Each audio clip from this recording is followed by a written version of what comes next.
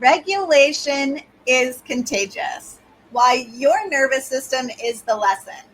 When your child is overwhelmed, they don't need a lecture, they need your nervous system. Welcome back to Rise Up Voices from the Front Lines. And today's episode is a building blocks edition, and I am your host, Krista Fee. This episode explores how co-regulation, mirror neurons, and repair create the blueprint for a child's emotional safety. This one's for every parent, teacher, and grown-up shaping little nervous systems every day. You don't teach emotional safety by saying calm down. You teach it by being calm, especially when everything in you wants to react.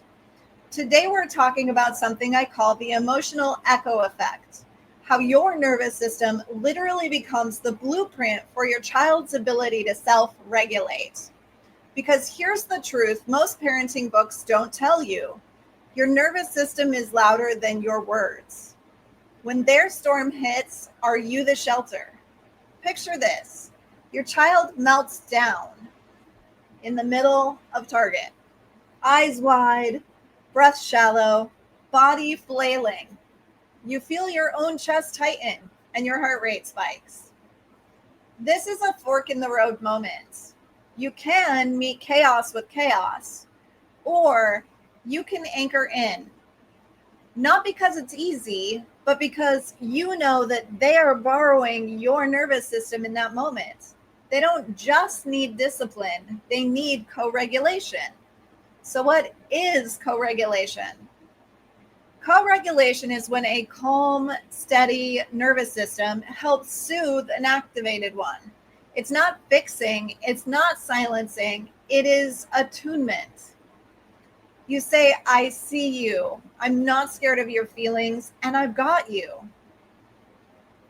Over time, those moments create a mental map in the child's body, a pattern that says, I know how to come back to safety because someone showed me how. Mirror neurons and nervous system sync. Let's talk brain science for a second. From birth, your child's brain is equipped with mirror neurons. These neurons copy what they see in others, not just behavior, but tone, breath, posture, even emotional charge. So if you clench your fists when you're overwhelmed, guess what they learn? That frustration equals tension. If you close your eyes, drop your shoulders, and exhale when overwhelmed, they learn a new script, that stress equals slow down. You're not just modeling behavior, you're shaping nervous system literacy. So here's a few tactical tools to build contagious regulation. Let's go tactical because I know you live in the real world.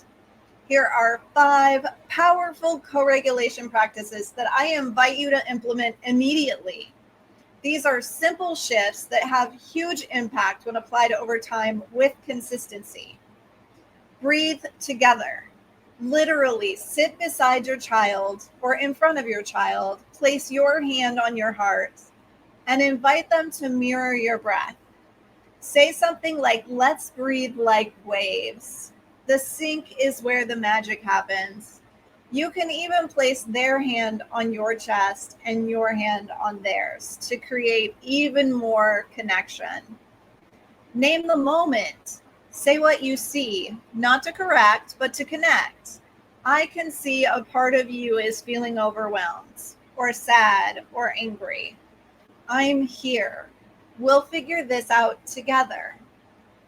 The third thing is regulate before you educate.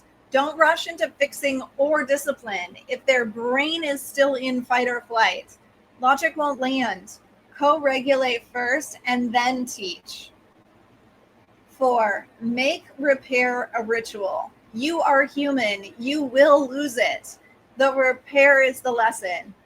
I raised my voice. That wasn't okay. I felt overwhelmed and I'm sorry. Let's try that again.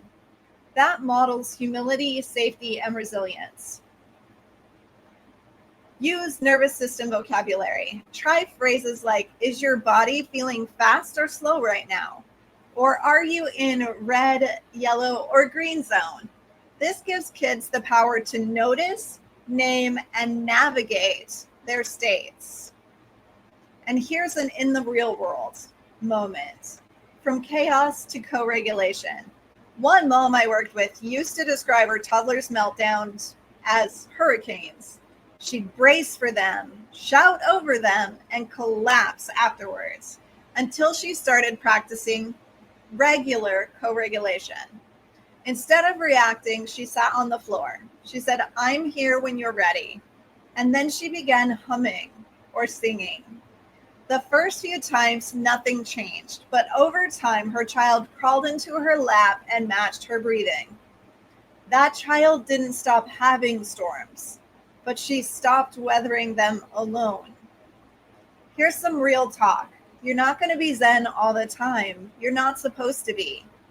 And here's the real kicker. Neither is your child.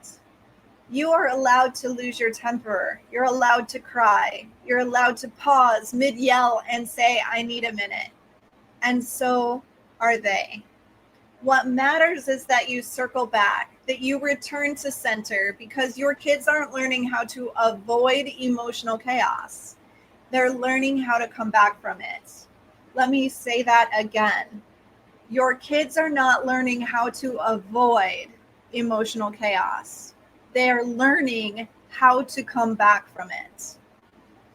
I just have a few final thoughts to share.